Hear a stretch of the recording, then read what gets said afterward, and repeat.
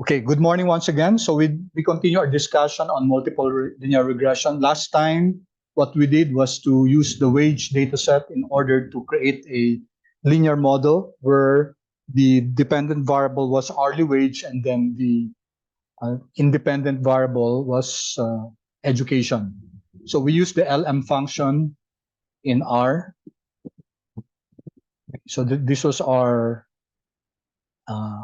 code Mod 1, LM, hourly wage regression education, or hourly wage associated with the education. Data is the wage object, and then we summarized it. Okay. And then we generated this output. Ito yung linear regression output natin. And we said that it's important for us to understand where these values are coming from. Okay, and then we should be able to replicate that if necessary, because that will demonstrate mastery of the topic and understanding of where these values are coming from and how they are interpreted. So we looked at, we have learned a class that this is the intercept, which is the value of your dependent variable hourly wage if all your independent variables are all equal to 0. Since we only have one independent variable in this case, and we're saying that that's the average hourly wage when a person has 0 years of education. And we said that we don't put any practical interpretation of that practical importance because, okay, in the first place, you cannot have negative hourly wage.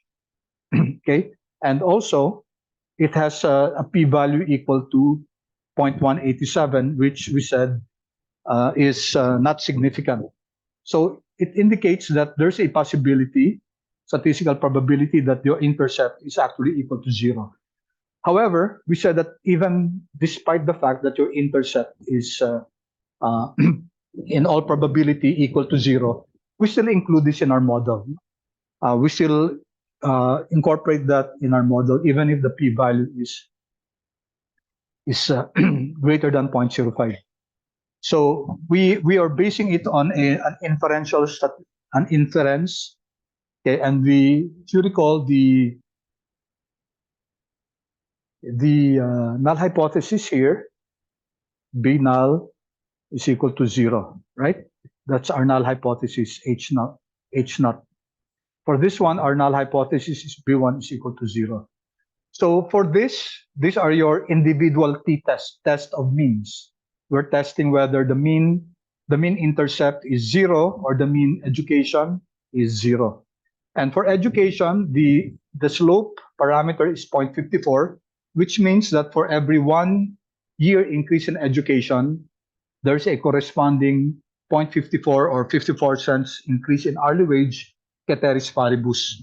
Ceteris paribus means all things being the same. Ano ibig sabihin nun? It means that we're only adding one unit to education. The rest we won't be adding anything. They will remain constant. And we learned that your p-value is practically 0, less than 0.05. Okay, so this is statistically significant. So this is a rejection. We reject the null hypothesis that B1 is equal to 0. There's strong statistical reason to believe that your slope, education slope, is a value that's not equal to 0. And we got it from this one, p-value. We can also get this from the t-value.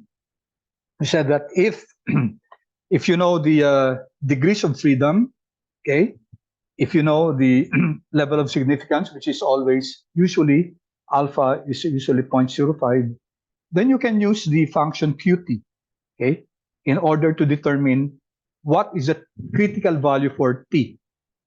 Okay, so assuming you don't have this, okay, assuming you don't have this p-value, you can still determine whether you can still come up with a conclusion whether your hypothesis is to be rejected or not to be rejected, basing it on the p-value and not on the t-value.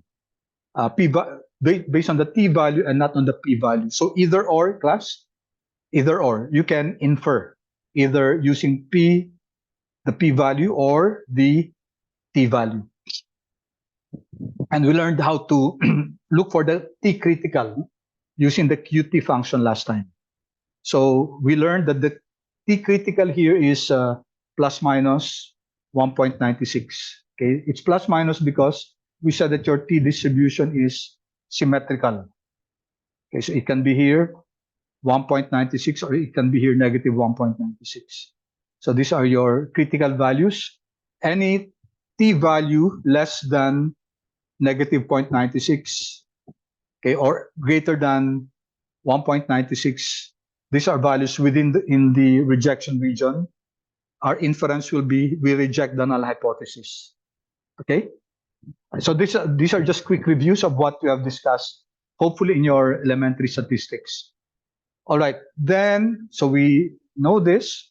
The standard error class, we already computed for that also, diba? By the way, we also learned how to compute for your B1. No?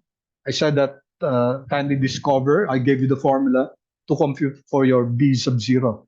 B1 is actually, diba? Naalala nyo, B1 is actually your covariance of xy divided by the variance of x. Or in symbolism, it's covariance of xy. You have here two parameters divided by the variance of x. Variance of x can be written as only single x and then squared. That means also sigma xx, the variance or the covariance of x and x, which is just the variance of x. Okay, so that's just a brief review of how you write variance and covariance. Okay. And then how do you compute for the standard error? Di ba may formula tayo dyan, di ba? Okay, let me clear the drawings. Okay, we have a formula for the standard error, and we learned how to compute for that last time.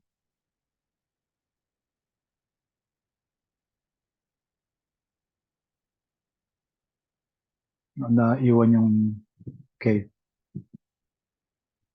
All right, so this is your B1, and then we learned how to compute for your B null. B null is simply your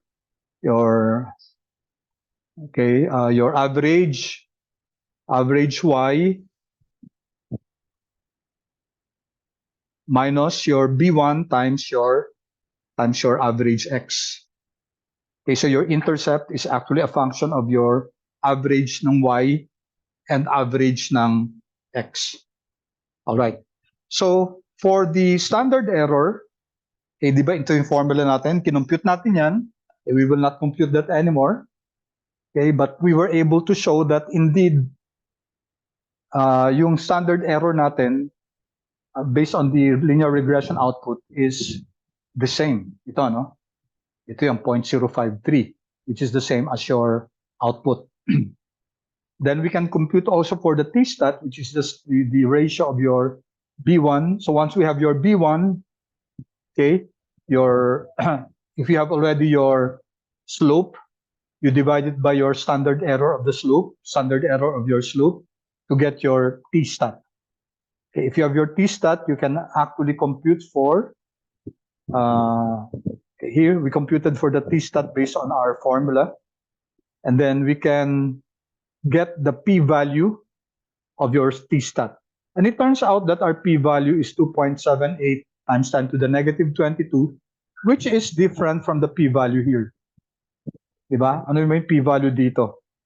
2e to the negative 16. And we learned last time that this one, that this p-value here is actually is not the actual p-value. R generates here, registers here, the smallest non-zero floating point. So this is the smallest non-zero value. And we were able to prove that, diba, last time, using the dot machine $double.eps. So if we create this object x and it's equal to this number, which is what was generated in your, i-print natin to si x. Okay, sorry. X muna i-print ko, no? X, what's x? So it's this one. 2.22 times 10 to the negative 16. So this is the smallest floating point, no? Non-zero number. And sabi natin, i-test natin, let's test. So, should be 1, 1, no?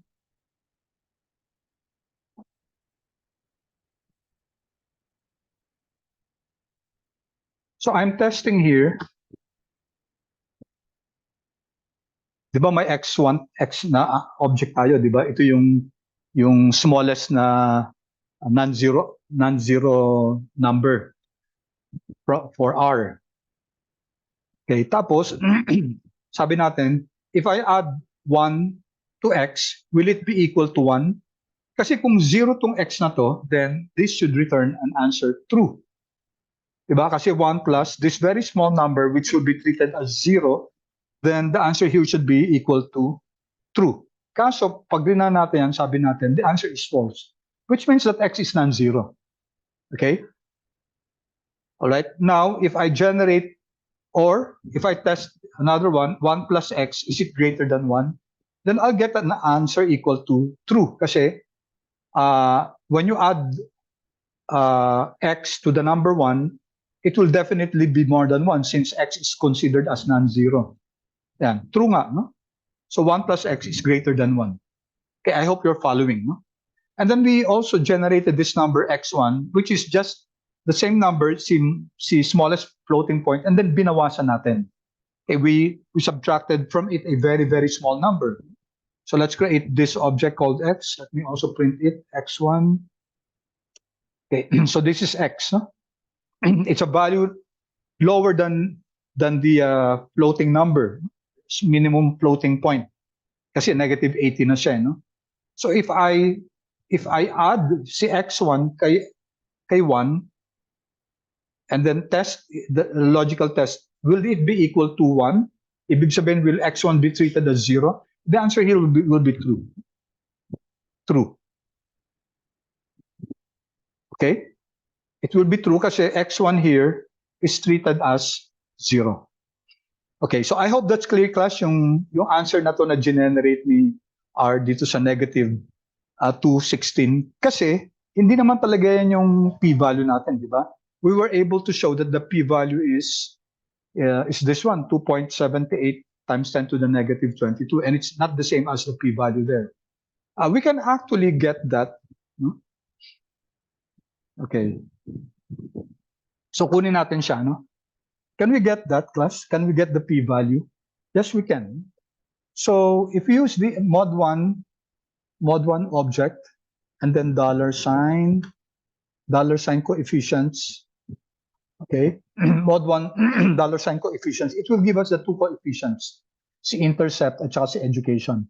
Pero, class, actually, when we use the summary function and then mod 1 and then get $, coefficients. So this is another function. This is another code, no? So we're using the summary function and not the mod 1. Summary ng mod 1.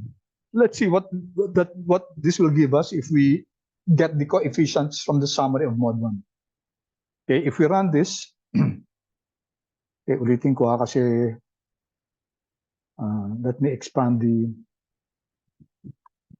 let me rerun this. All right. Tapos i-round natin kasi masyadong malaki. Round lang ng 4 decimal. Ay, hindi, wag natin i-round kasi mawawala to eh. I won't round it. All right. Now, here, take a look at this summary, mod 1, and then coefficients. You have the p-value here. And then the p-value is 2.78259 times 10 to the negative 22, which is what we got here. Ba, ito yun. Yun, parehong-pareho siya. Okay, so this gives us now the quote-unquote, the accurate or the correct p-value vis-a-vis tong summary mod 1. Yung summary mod 1 kasi natin, so let me run this too. Okay, di ba sa summary mod 1 natin, yung p-value niya ito, truncated siya, no?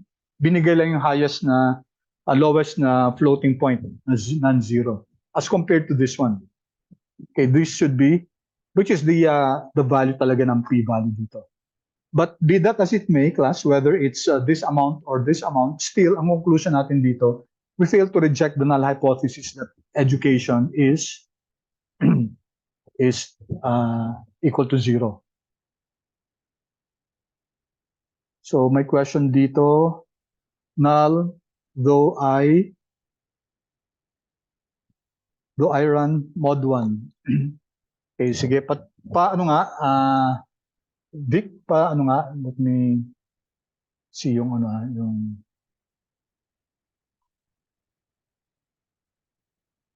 Yes, sir. I'll share my screen. Yeah, ano ko lang, dali lang let me just, paano ba yung new share? Okay, all participants. No? Okay, stop share ako. Gusto ko makita kung anong, sige, Vic, paki-share yung screen mo. Sure, sir. Wait lang. Yeah, I want to see kung ano yung nangyari. All right. Here, sir. I was absent spelling mali. Ay. Okay.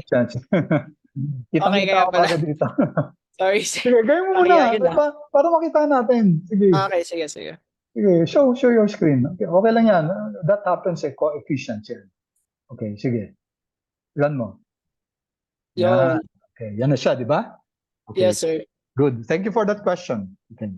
Sige, sir. All right, Thank sige. you. Share screen ulit ako Okay. So thank you, Vic, for that question. Okay, and please, if you have other questions, please feel free. Kasi ito yung learning natin class it's an opportunity to learn. Kaya I always like you asking questions because your questions could be the question of other people. No? All right. Now, meron pa tayong hindi na di-discuss dito Okay. So let me see. No. Nothing to be ashamed of, Vic. Thank you for that question. I appreciate that. What happens? Sa akin, ilang beses nangyayari yan. Okay, minsan nagmamadali tayo sa spelling natin. It's okay. Okay, so here, we learned how to compute for the standard error, and then the p-value, okay?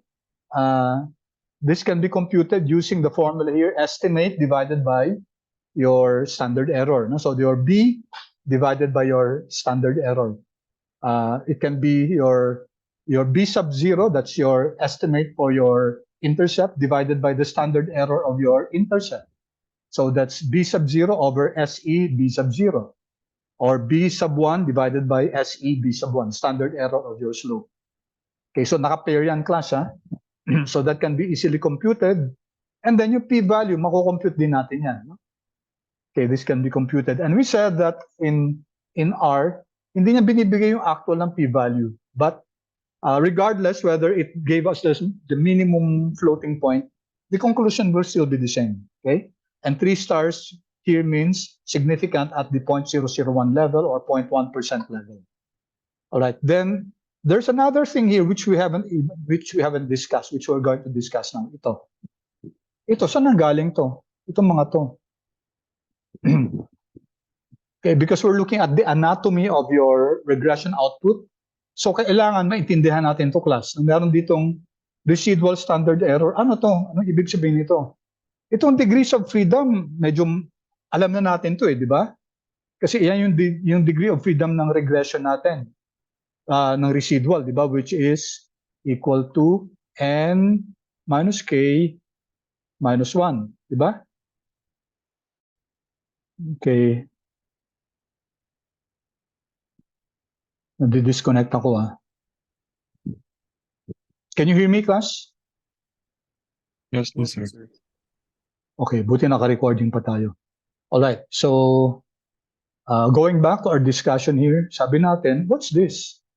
Ito, alam natin to 500 degrees of freedom kasi yung DF yan, degree of freedom ng residual natin. Diba? Which is defined as your n minus k. Dali. Let me use this. Which is your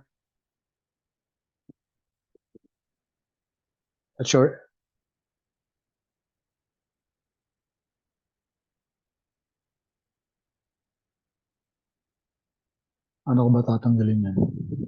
Okay, clear ko na lang. No? Ayaw mawala ng ano eh.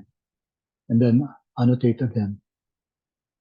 All right, so we said the degree of freedom is your n minus k minus 1, which can actually be found in your mod 1.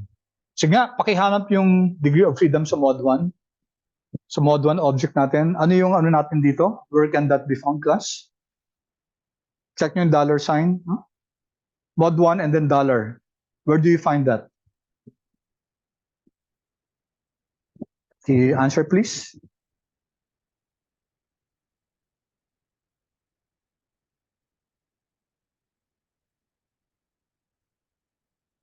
Answer is degree of freedom and then residuals, hindi residuals. Yung residuals that will give you 526 values of your error terms. No? Ito to. Yan. Thank you, Jerome. Dito pala, no? df.residual. Okay? So check nyo nga df.residual. Model 1 $df.residual. It will give you yeah, thank you, Vic, no? It will give you 524, which is this one. Okay, so clear sa atin to.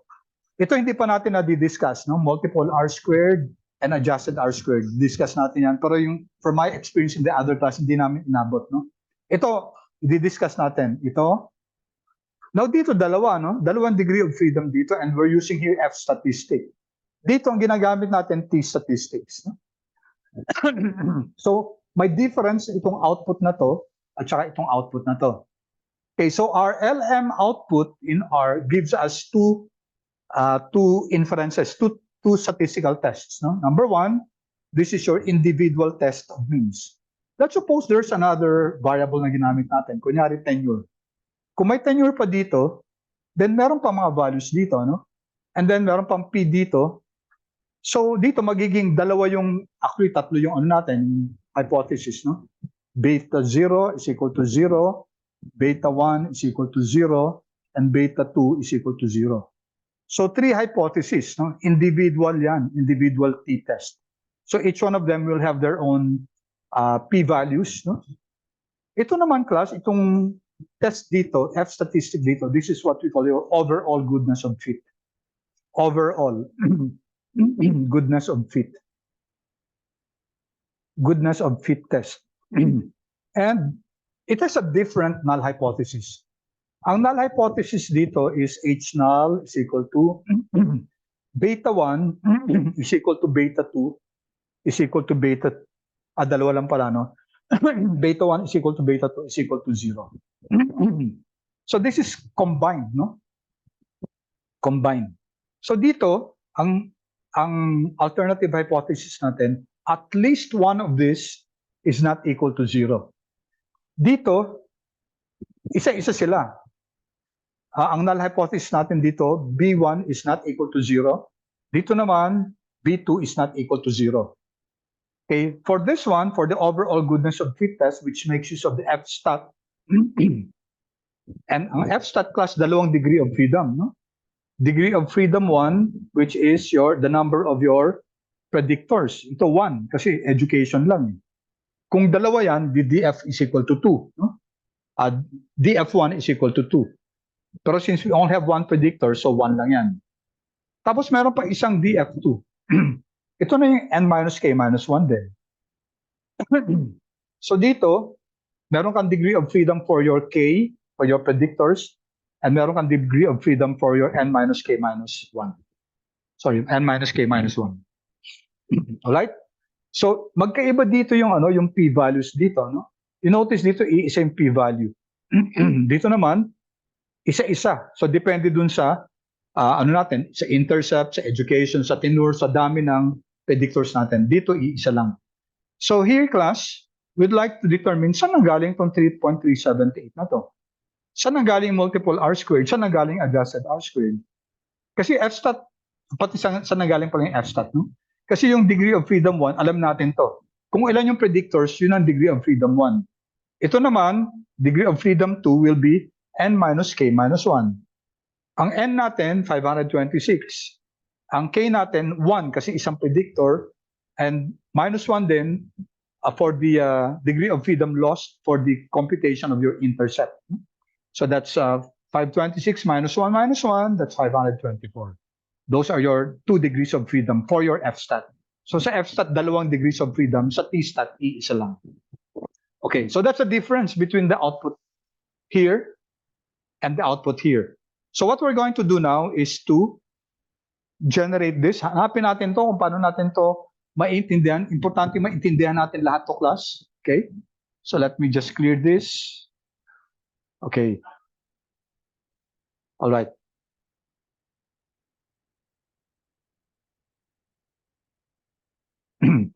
Okay, so before we do that, okay, let me just, ito ano na lang. I don't know if I shared this with you. So just in case I didn't share that with you, kindly run this, class. Kasi this is, all right. Ay, sorry. Tama. Okay. So what do we have here? I'm creating here an object called mod.1 receive. Kasi si broom package, class, so this is from the broom package, Control Z. There is a function called augment in the broom package, and it will give us some statistics, some metrics about our model 1. And these statistics are very important for diagnostics. So gagamitin natin in the future pa to. No? So gusto ko lang na ibigay sa inyo no? Para at least aware kayo na may ganito pala. No? Alright, so this is not a plot actually. Ano lang to, yung information about your residuals. So mod.1 receive, i-round off na lang natin using the augment function from broom, 3 decimal places, and then kunin natin yung okay, mod 1. So we will now have here mod 1 that receive this one. So it's also a data frame, no? Yan. Click natin to, tingnan natin kung ano laman ito.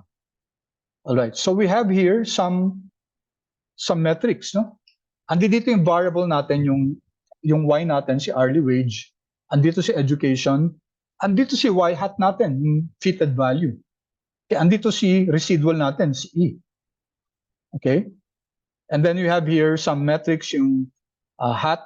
Ito yung standard deviation ng predicted values. Okay? That's my sigma dito, but this is not important for us now. Itong importante sa ating Cook's distance at saka standard residual. Okay? Kasi itong standardized residual, this is just the normalized value for your fitted value. It's simply your 5 minus 0.05 minus the average ng, residual pala. So negative 1.95 minus residual minus average ng residual. Okay? And then divided by n minus 1. So that's your squared muna siya and then your standard deviation. Okay, so that's your normalized value, yung standardized value. Okay, pero saka na natin kukunin yan. Cook's distance is also important in order to determine kung merong mga influential data points. Kasi sabi natin, di ba, once you create the model, kailangan babalikan natin diagnostics. Titingnan natin, class, kung nababiolate ba assumptions ng classical linear regression model natin sa linearity, okay? Sa homoscedasticity, sa assumption ng normality ng residuals, assumption ng non-multicollinearity ng mga independent variables natin. So we're going to go back to those once we identify our final model. Okay? Pero since hindi pa naman natin final model to, hindi pa tayo magda-diagnostics. No? Titingnan lang natin diagnostics pag ma-determine natin yung final model natin. Okay, so let me go back here. All right, so let's go here. Babalikan natin tong function yan, but not now, no? Mamaya siguro. All right. Now, R can generate what we call analysis of variance.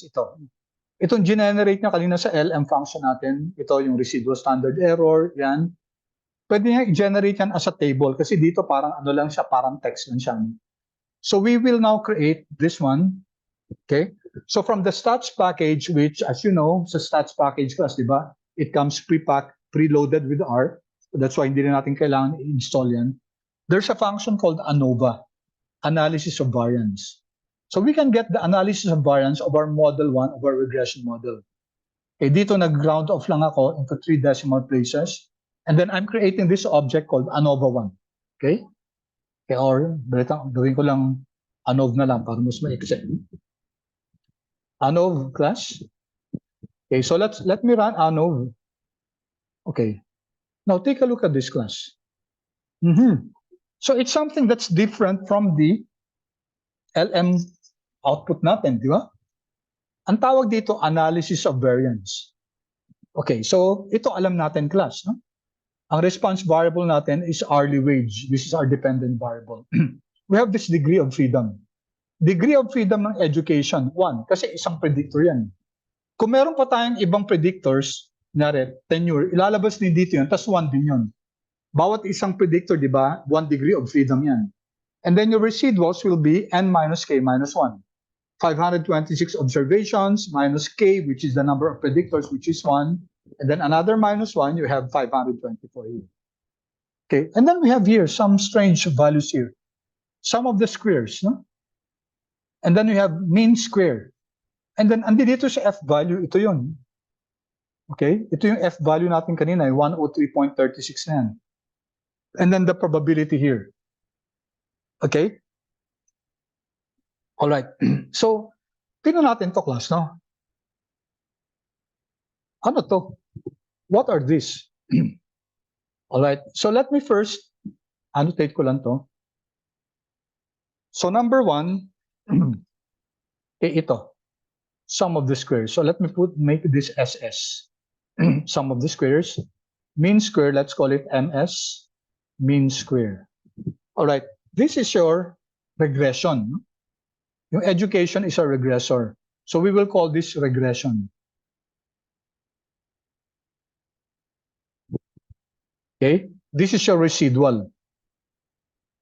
Okay? Or AKA, although strictly speaking, hindi naman siya error terms, no? Error. All right. So, meron tayo ditong SS and then R. So this one class is called, this is your SSR. Kasi regression, no? Ito naman, S, S, and then E. Kasi error. Okay? All right. So I hope you're getting it, no? And then meron tayo dito. Si MS, dalawa din yan. MS, for the regression, MSR siya. Magkakapartner yan di ba? SSR, MSR. And then dito naman, meron din MSE. MS for your error term. So if you take a look at this table, actually madali siya maintindihan, no? Kasi si MSR, how do you compute for MSR? MSR is simply equal to your SSR divided by your degree of freedom number 1. Ito. That's the degree of freedom of your regression. And whatever your value of SSR is, divide by 1, you get your, this is now your MSR. So yung mean square regression natin is simply equal to your SSR divided by the degree of freedom. Di ba 1 to? Kaya nga 1179 din siya. On the other hand, si MS error is equal to SS error divided by the degree of freedom ng residuals natin. That's the degree of freedom 2. Ito yon. So that's SSE divided by the degree of freedom 2, 524. Pakidivide nga class. 5980.7 divided by 524. What do you get? Pakichat please. So 5980.7 divided by 524. What do you get?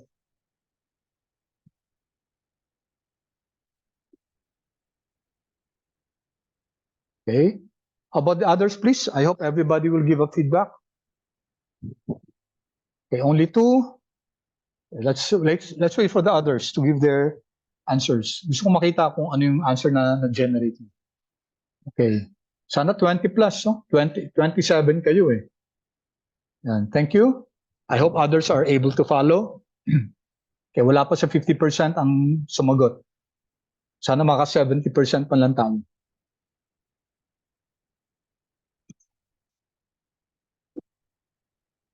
Okay, a few more seconds before we continue our discussion. All right, thank you so much.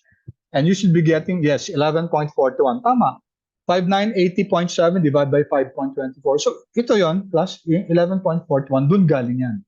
And what do you call this? This is your MS, di ba? So that should be your, oops. Okay. This class should be your MSR. Mean square, MSE. Minsan nakakalito, no? Residuals kasi minsan eh. Yung iba kasi ang tawag dito, iba. Yung iba ang tawag dito, hindi SSE, ang tawag nila SSR. Kaya nakakalito, no? Okay, MSE over the degree of freedom 2. And lastly, itong F value natin.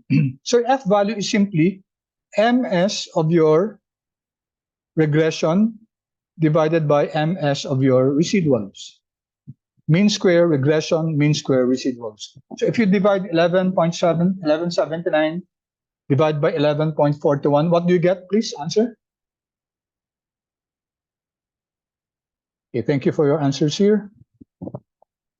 What do you get, class? If you divide 1179 divided by, 1179 MS R divided by MSE, 11.4. You should be getting how much, class?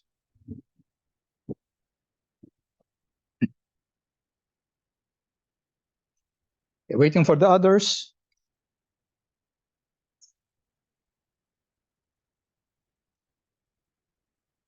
So, ganyan yung mga tanong, class, kasama yan sa first quiz natin na individual sa classroom sa next Monday, no? So, kaya kailangan, class, intindihan niyo yan.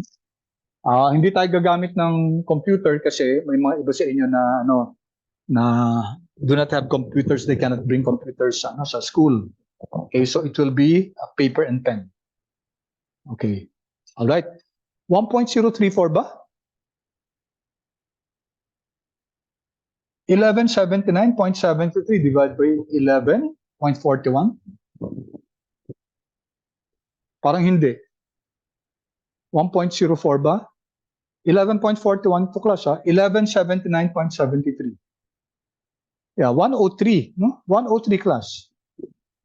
Okay, 103. Ito yun, di ba? Ayan, F value. So when you have your F value, class, makukuha na rin natin to. Okay, and we will be showing that in a while, no? Okay, so tanong lang, was everyone able to generate? Paki-chat lang, please, no? Yung ANOVA natin using the stats package. Okay, those of you who are following along with your computers, were you able to generate this object called ANOVA, which is the ANOVA of Model 1? Paki-chat naman, please, kung nakahabol kayo, nakasunod kayo. ANOVA ng regression model 1 natin. Kasi hindi binibigay ng LM to, di ba? So, kailangan makuha natin to, no? Using the ANOVA. Okay, thank you. Okay, then there's another way to do it, but it will require yung car package. So, kindly you do this also. Car package, and then capital A naman to. Capital A, ANOVA. Model 1 din. Let's make it 3 decimal places, renound off natin. And then if you run this, you get this. Then you can see it's almost the same. Okay? Naiba lang yung order, no? Siya dito wala lang MS, mean square. But as far as the sum of the squares of your education, sum of the squares of your residuals, okay? Sum of the squares in degree of freedom, F, and the p-value, they're the same. And then here, discuss natin to in the future, may type 2 test pa. Kasi may type 1, type 2, type 3. So tatlong types yan. Actually, 4 nga eh. No?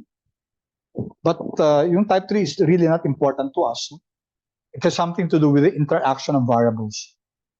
Okay. All right. So, by the way, class, kalimutan ko sabihin sa inyo. Okay. Ito yung di ba? Ito education. This is your SSE. Ay, sorry, SSR, sorry.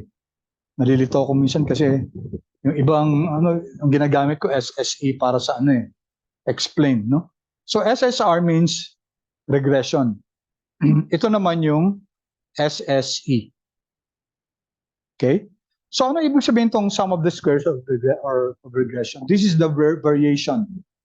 Variation of your dependent variable, okay, hourly wage, which can be explained. Can be explained. Okay? Ito yung kaya explain ng model natin in education. Kaya nga ang tawag din nila dito, class, is SSE. Yung iba ang tawag dito SSE, which becomes confusing kasi ito, errors, no? Yung E naman, explained. Okay, so this is your explained variance, variation that can be explained. Ito, yung residuals, yung hindi kaya explain, no? So this is your unexplained variation. Kasi residuals yan eh. Yung hindi kaya explain ng model natin, unexplained yan. And when you add these two, okay, we have what we call SST, total variation. And it's equal to the variation that can be explained, yung regression, plus the variation that cannot be explained. Okay? So hopefully matapos natin tong SST, SSR, SSE ngayon. For my other class, hindi namin natapos. So anyway, so what's important is, alam natin, class, na yung model natin, linear model natin, yung regression model natin, it generates two types of variation. Merong sum of the squares of your regression. This is your explained variation. This is the variation that can be explained by using your predictor. And this one is the sum of the squares, unexplained, yung error terms to, no? Unexplained siya. Pag in-add mo yung dalawang to, you get your sum of the squares, total variation. Okay? Total variation. So, ito class, ito yung SSR, ito yung regression natin, di ba? If we divide this by SST, yung total variation natin, i-divide natin ang bawat isa dito ng SST. SST. Okay? We have now this figure. Itong SSR over SST. Okay, so what's this? So this is the variation that can be explained divided by the variation of the total. So ito yung proportion ng variation ng dependent variable natin na kayang i-explain. Kasi meron tayong total variation. Okay, meron tayong yung kaya niya i-explain. So this is now called your, anong tawag dito, class? Ang tawag dyan yung R squared natin. This is your coefficient of determination. Coefficient of determination, so that's your R squared. Sige nga, class, mathematically, ano nga? I-divide nyo 1179 divided by 1179 plus 5980.7. Sige nga, class, kunin lang natin yung ratio niyan. 1179.7, copy nyo lang yan, divided by the sum of 1179.7 plus yung 5980.7. Pakisabi nga, class. What's the result there?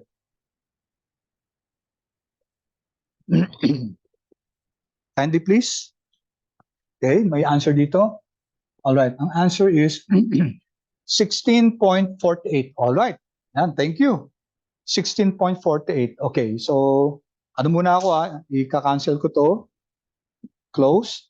And then, saan yan? 16.48 na yan, plus. Parang may nakita ako niyan kanina. May napansin ba kayo kanina 16.48? May napansin kayo, class, na 16.48, class? Saan ang galing yun? Saan, class? Ayun, no? Kita nyo to? Ito, class, oh. Ayun. Oh, I see.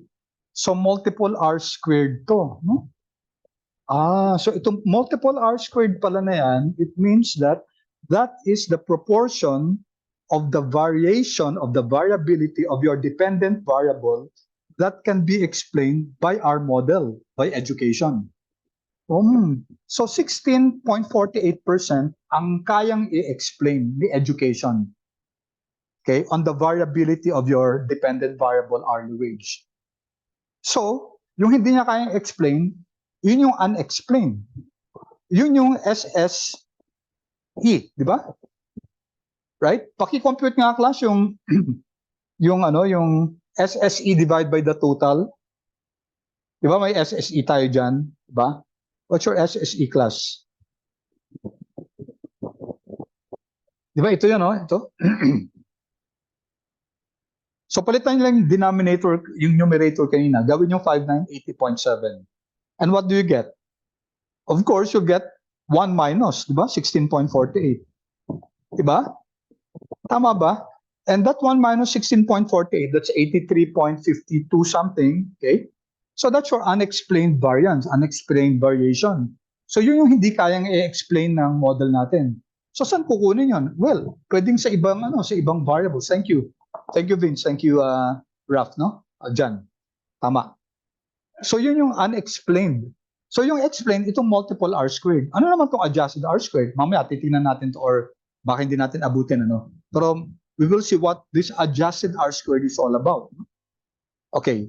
So medyo kahit papaano class, medyo nagkakaroon na tayo, no? Medyo nagkakaroon na ng something yung natin, yung pag natin ng ANOVA, no? All right. So before we do that, let's create muna a scatter plot kasi may gusto lang ako explain dito. Control Alt I. If you recall, i-attach natin si wage para hindi natin gagamitin si wage na And then plot natin start with the x-axis. Ang x-axis natin edu. And then the y-axis is hourly wage. Diba? Scatter plot to class, no? And then lagyan natin ng label. Okay, x label natin is years education, no? Education in years. Lagyan din natin yung y label natin. Y label is equal to hourly wage. Okay? Tapos lagyan natin main natin. Main is equal to scatter plot of education and versus hourly wage. Okay.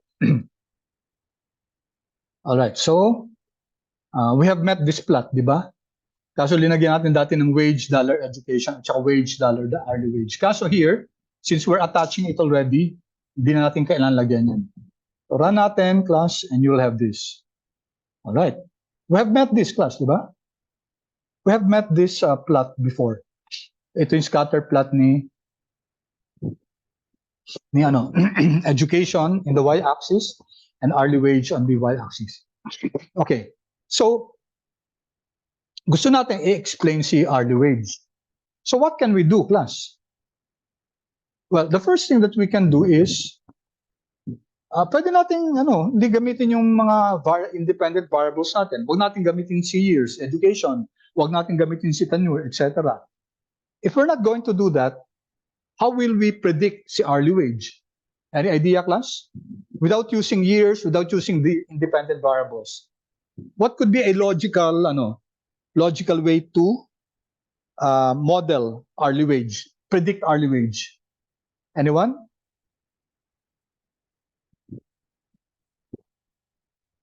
Ano, class? Kung hindi natin gagamitin si education, anong gagawin natin? Class? Class, So, pwede natin gawing class? Letter M. Letter M, class. Yes, correct. Thank you, John, no? We're correct. Tama si John. Sabi niya, kunin natin yung mean ng mean ng wage. Hourly wage. We can do this, class, kasi naka-attach si wage, ha? Ibig sabihin, yung hourly wage yan, mara-recognize ni Aryan. So, ano yung mean ng wage? 5.896. Which means, class, that regardless of the number of years of education, tenure, etc., ang prediction natin, what will be the hourly wage? 5.896. Yun. we're just going to use the average. So regardless of the of the race, of the gender, okay? So hindi natin gagamitin yung ngayon. Whatever class, ang ano pa rin natin is 5.896, which is the average of the education. Okay? Any questions so far, class? Clear ba tayo doon so far? So, ibig sabihin, hindi natin ginagamit yung ano, no? We're not using we're not using class the independent variable na education. All right. So, ang gawin natin, class, para makita natin, no? For us to analyze, i-analyze natin to by i-add natin, i-X ko muna to. So let me add, class, mag-insert tayo ng line. AB line is to insert lines, kung kahit anong klaseng lines. No? And I'll insert a horizontal line for the average ni hourly wage. No? Kasi di ba si hourly wage nasa y-axis siya. So para ma-plot natin yung average ng hourly wage, dapat horizontal line siya dapat. No? It should touch 5.896 dun sa y-axis. So to generate a horizontal line, we use H. H is equal to mean ni hourly wage. Okay? So that's how we will generate a line. Tapos lagyan natin ng line width para mas ano siya. Kasi ang default niyan 1, manipis lang yung 1. So gagawin kong line width is equal to 3. Tapos ang color gawin natin blue, no? All right. So now we will plot the same plot plus the horizontal line. Lagyan din natin ng AB line. Sige, lagyan natin. And then yung V naman. No? Sama na rin natin although hindi naman natin gagamitin klase mamaya na yan, no? Mamaya na. Kasi hindi natin gagamitin si vertical line. Because your vertical line is the average of your education. But we're not going to use that. No? Kasi ito, si hourly wage ang gagamitin natin. Base model natin to. Forget about the independent variables. Just use the dependent variable. Run natin. All right. So we have here, ito. No? Ayan. Okay. So take a look at this. So we now have a plot. So this is 5.896, di ba? Ito yung plot natin ng average ni hourly wage.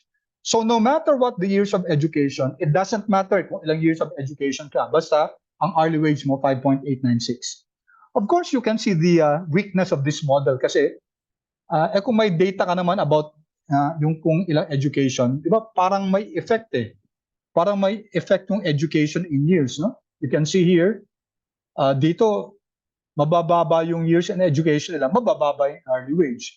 Pero dito, may mga items tayo dito na mataas yung years of education, mataas din yung hourly wage nila.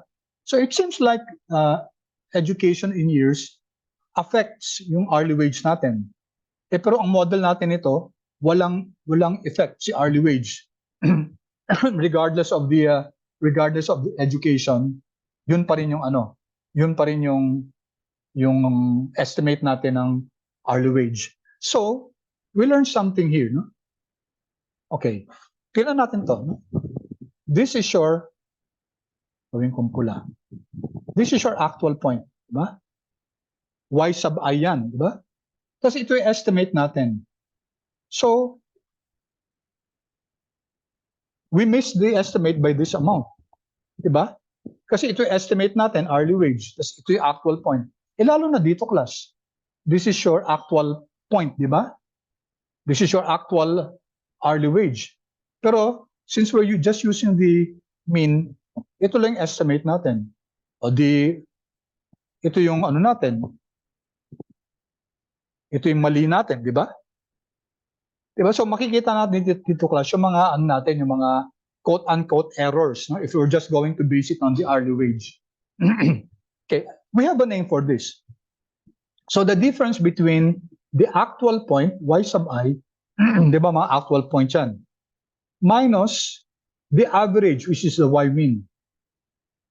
Okay? All right, if we sum that up, what do we get, class? Pakinga, quick answer, class. If we sum up the difference between your actual data point and the average Y, what do we get? Answer is, class? Yan ang definition ng average, class. Ang average, class, if you get the difference between all your actual data points and the average, what do you get? You get answer, class, is equal to, dapat alam niyo yan, class, answer is equal to 0, class. Okay, kunin mo yung mga differences yan. Dito mga negative. Dito mga positive. Pag inad mo lahat yan, class, 0 yan. So we don't just get the difference between them. What we do is use square. Kaya nga sum of the squares ang ginagamit natin. Kasi if we just use the difference, then we get 0. Ito, kahit may negative, may positive, since mas squares, ay hindi magiging 0 yan. And this is called your, ang tawag dyan, class, SST. Okay? Sum of the squares of your total. Ito yung sinasabi ko sa inyo kanina. No? The sum of the squares of your total is the difference between your actual value and your base model. Ang base model natin, class, yung average lang. So we're not using education. We're not using the other predictors. Okay? So that's quite kung may kinalaman yung education at saka other predictors dun sa hourly wage, then this is really a weak model. Kasi dinidisregard natin yun eh. Okay? And that's called your sum of the squares total. Okay, paki-chat please kung clear. Any questions? Kung clear so far, paki-chat ng yes. Feedback please, class, before I proceed. Yeah, I hope I get a 70-80% response from everybody. That means mga 20 plus, no? Okay. Konti pa lang, wala pang kalahati, class. Wala pang kalahati nagre-respond. Okay, keep them coming, class. Keep them coming. Okay, thank you.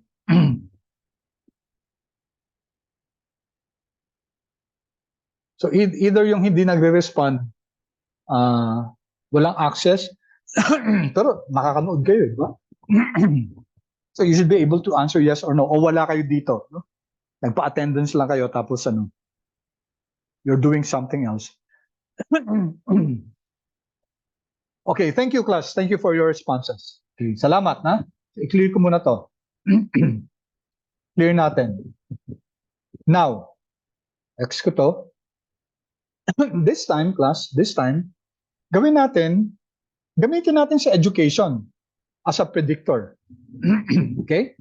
So how do we do that? We add another line, AB line.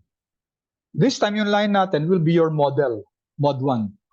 Di ba remember mod 1 is your regression model? Or you can put here LM, hourly wage regress on education. Pwede yun. Pareho din naman kasi yun eh. Di ba? You can put here LM is my screen still sharing, class? Wala ako. No na? Sir. Okay, sorry. Share screen. Minsan nagdi-disengage yung sa internet yata. Okay, I hope naka-record pa ba ako? Okay, good. Minsan kasi nawawala din, tapos nawawala yung recording. Alright, so where was I? So pwedeng mod 1 na lang, or kung gusto nyo long cut yan. Ganun din naman yun eh. And you don't have to identify data is equal to wage kasi naka-attach na yung wage data. Alright, so let's just use mod 1. Okay, pwedeng mod 1 na lang kasi na-identify na naman natin na mod 1 is the regression of education on hourly wage on education. And then, i-define natin yung width ng line width. Gawin natin 3 ulit kasi pag 1, manipis lang. Tapos gawin natin yung color is equal to red. Ibahin natin. Yan, red. Yan. And then close. And then, idagdag na lang din natin yung as an added measure. Ano mali dito? Mod 1. Okay, tama na, no? Ilagay din natin si vertical. Vertical is equal to mean ni education. I just want to show you something here. Length ng width is equal to line width, not length ng width. Line width is equal to 3, and then color is equal to, ng color gawin natin? Gawin natin green. Yan. Okay. So dito, ang ginagawa natin, pinapa-vertical line natin yung education, yung average niya.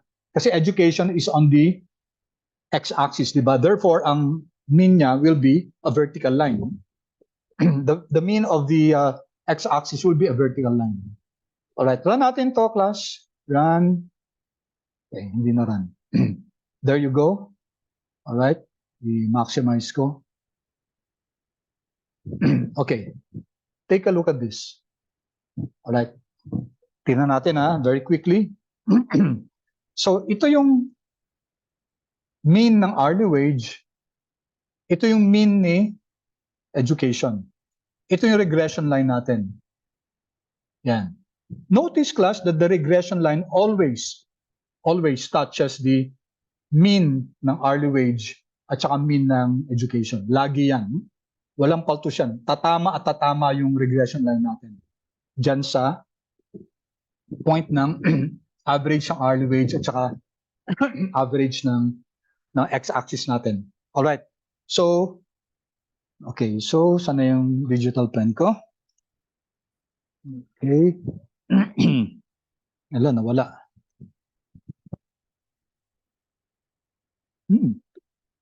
Where is that?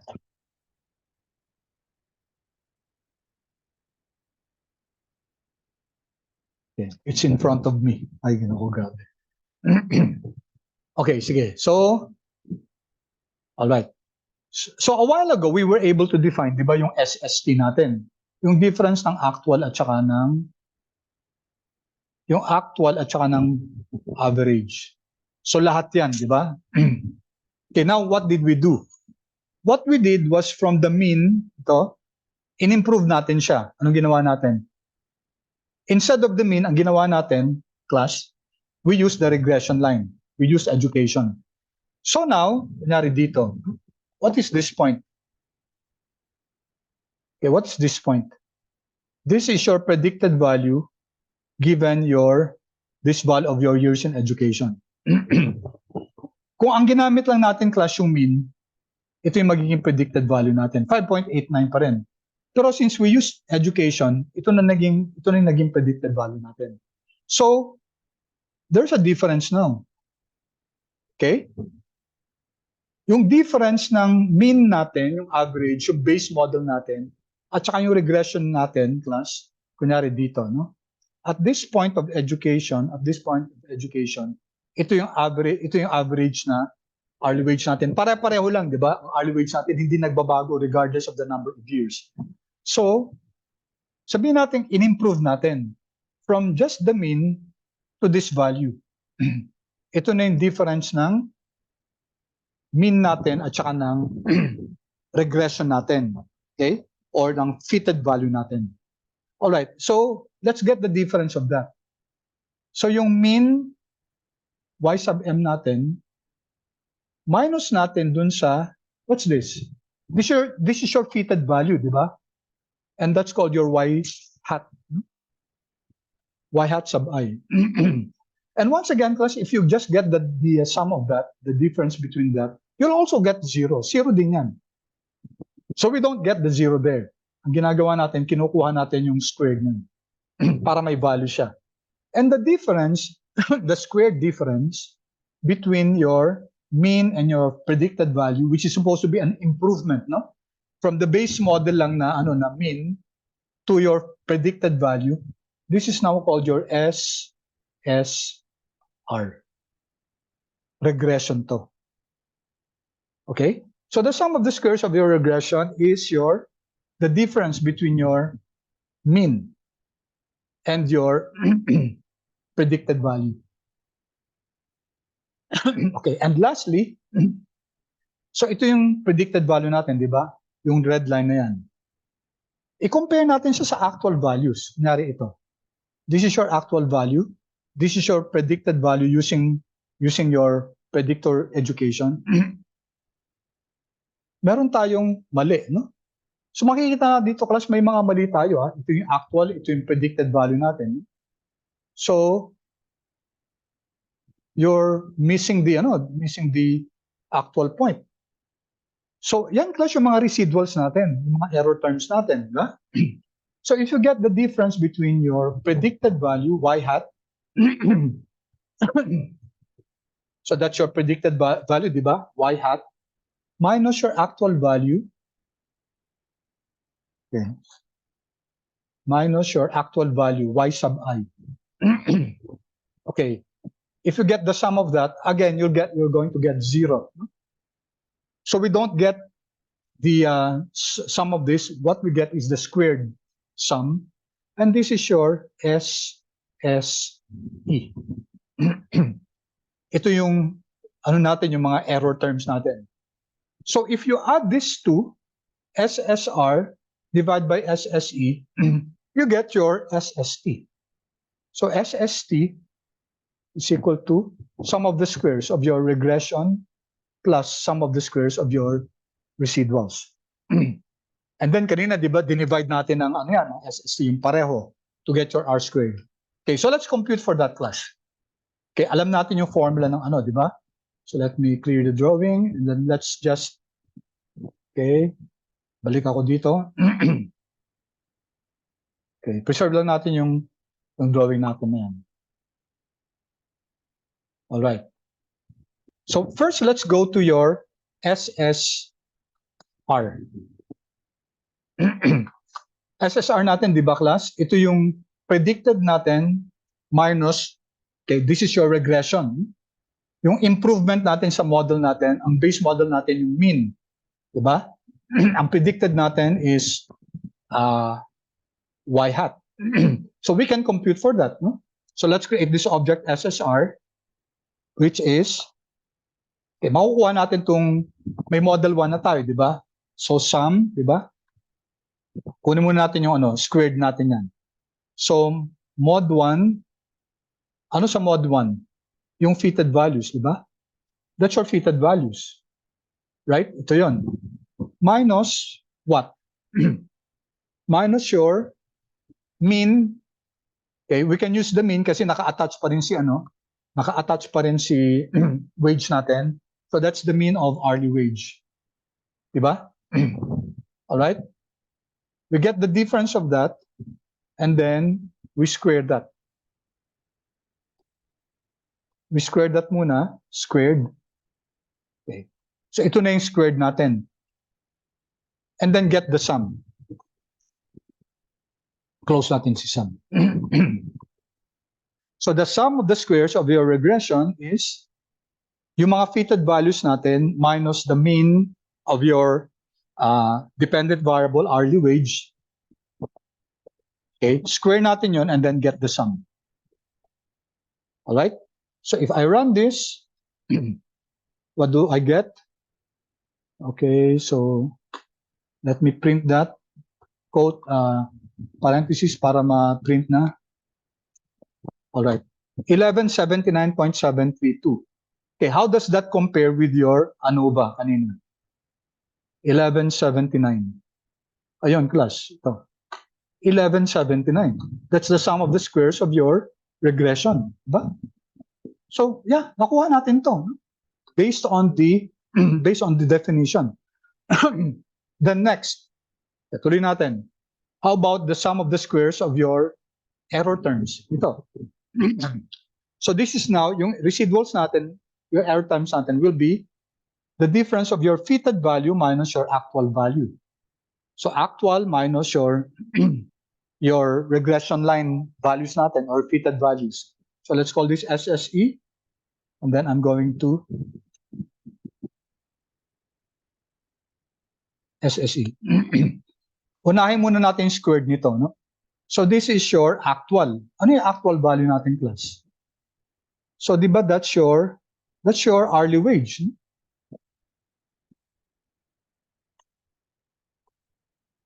Hourly wage. Hindi natin kailangan na kunin yung ano. So, yan. Hourly wage. We don't need to put the wage kasi naka-attach yung wage eh. So maiintindihan niya ni ano. So your hourly wage, that's your actual value, di ba? Minus the yung predicted. So saan galing predicted? Model 1, dollar, fitted values. There. Okay? So ima-minus natin, tapos ang gagawin natin? We square that. Square that, and then we get the sum. sum open parenthesis, close parenthesis, and then i-print na natin SSE. All right. What do you get? Control, run natin. All right. 5980.62, 5980.68. Do we have the same answer? 5980. Ayan, class. Exactly the same. 5980. Okay? So that's the sum of the squares of your residuals. And then finally, okay, your SST, which you can also, okay, sige, i-compute natin to, no? Control Alt, print screen, and then itatest natin kung sum nga yan ng ano, no? SST, diba? Si SST natin, that's the difference between your actual minus the mean, diba? So your actual is, natin hourly wage minus the mean of hourly wage, right? So that's it, and then squared natin siya, squared, right? And then kunin natin yung sum, okay? And then print natin to. Okay? So printing this, we get 7160.40. Test lang natin, ha? So is SST, okay, SS regression plus SS residuals, is it equal to, so we're testing it, double equal to SST. Test natin, class. So this is a logical test. Kung yung regression natin, sum of the squares of the regression divided by plus SSE is equal to SST. Okay? And true. Yan, tama, class. Huh? So we were able to prove that indeed yung SST natin is equal to the total variance, total variation in your dependent variable is equal to the explained variance plus the unexplained variance. All right, and then if we divide everything by ano, so dito, class, kunin natin, ha? So that's your R squared, let's call it R squared, no? Tawag ko lang R squared is equal to, di ba yung, if we divide everything by SST, okay? So that's your SS regression divided by total. Okay, so what do we get there? Hindi ko na print.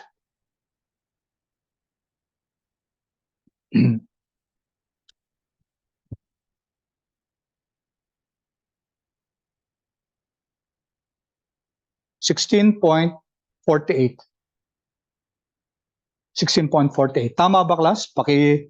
Paki-chat naman, class, kung tama yung R squared natin. Nagawa na natin yan, SSC, SST.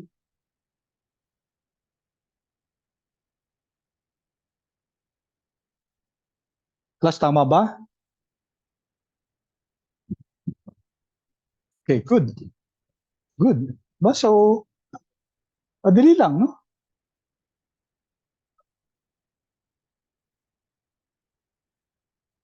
Okay, any questions so far? All right, lastly, it's almost time. Meron tayong adjusted R squared. I-discuss ko na lang ito. I-explain ko na lang kung ano itong adjusted R squared na to. So that at least alam natin yung formula.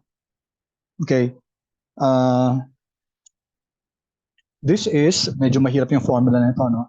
So 1 minus, yung formula niyan is actually ano, no? So that's R squared times n minus 1, okay, and then divided by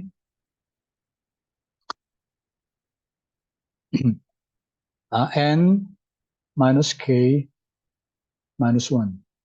So quickly lang class, pakita lang natin to. No? Kasi may R squared na tayo. Yung meron na tayong N di ba? Okay, so Control Alt I, and then that would be 1 minus, so R squared. We have this object called R squared. R squared. And then times. Times natin, so mauuna muna pa multiplication of this is N row. N row ni wage. Okay, minus 1. Okay. So ito times niya to at saka ito, tapos i-divide pa niya ng ito N minus K minus 1, di ba? Alam natin yan. That's your mod 1 dollar, your degree of freedom. Yan. Okay, that's N minus K minus 1. Okay, so this is your adjusted R squared. Let's call this R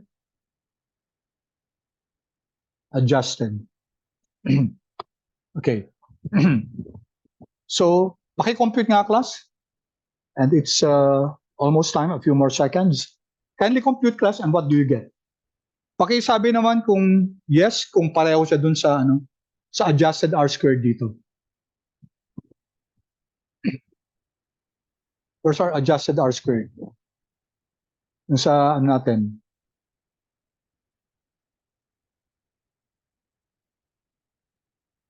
Ito, no? 0.1632 and it's lower than 16.48. So are you getting 16.32 class?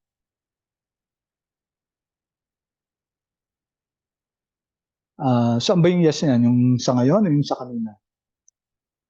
16.32. So let me run this. Ito yung formula, di ba? So that's 1 minus R squared times N minus K divided by N minus K minus 1.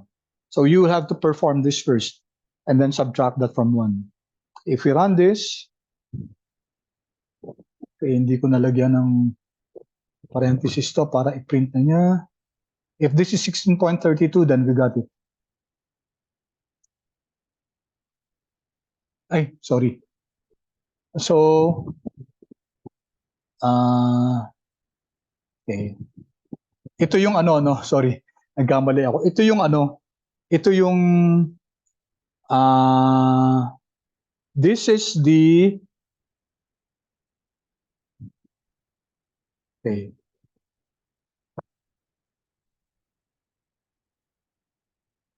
If I remove 1,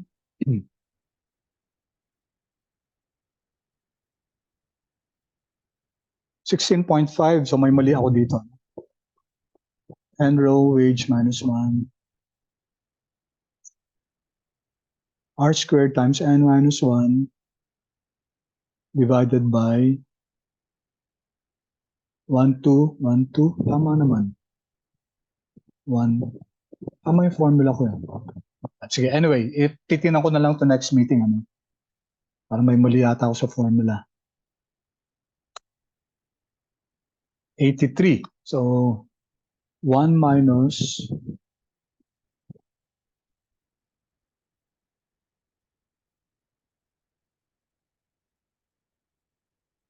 okay. So something's wrong with my formula, guys. Sorry.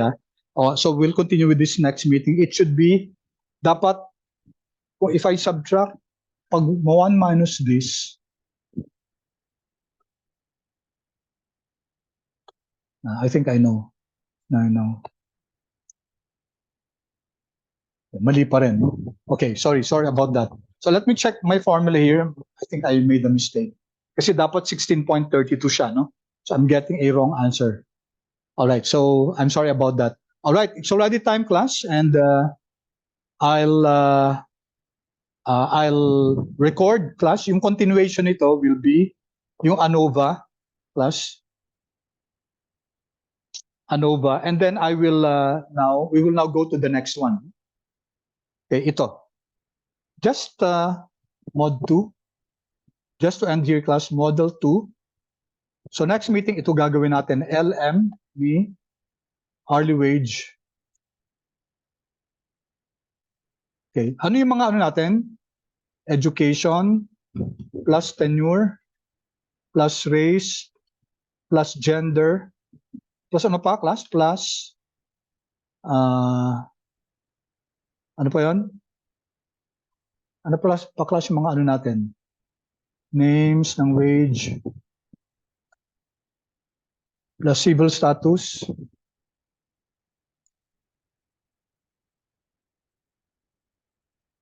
plus number of dependents,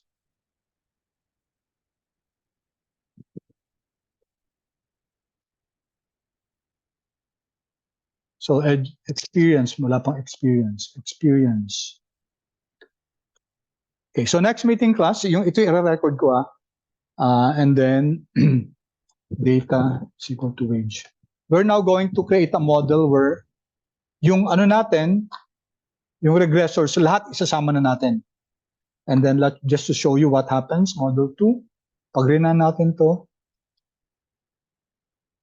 okay, so this is now your new model. Ayan, okay? So lahat kasama na, no? And then you find here some strange values here. Bakit race, white, gender, male, civil status? That I'll explain in the video.